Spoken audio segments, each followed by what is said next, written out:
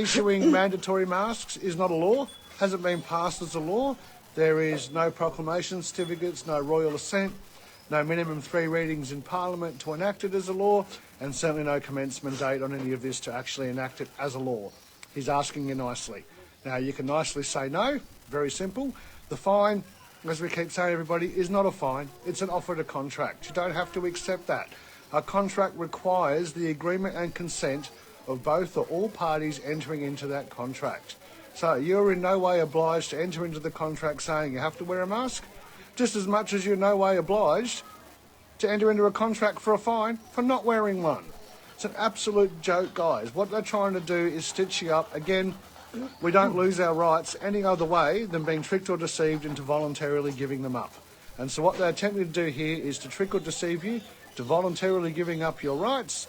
And if you don't wish to do that, they're going to attempt to enter you into a contract without your consent. It means the contract does not stand. That is how contracts work, guys. So you don't have to accept the paperwork. Tell them you're not contracting with them today, you're not accepting the fine, and they'll say, we'll send it to you in the mail. You tell them, no, I'm not agreeing to contract with you. If you'd like to do business with me, you send me a summons to court.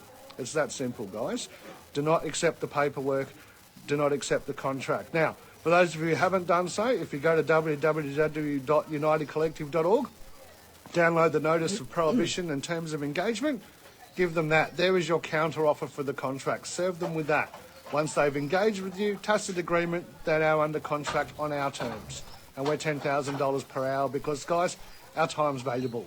Give that to the police or the issuing officer or whoever they want to call themselves who's attempting to enter you into a contract, and enter into them into a contract and charge them 10 grand per hour, way more than what the stupid fines are going to be for knowing your rights, for upholding your rights, and for not entering into a bogus contract that is not in fact law.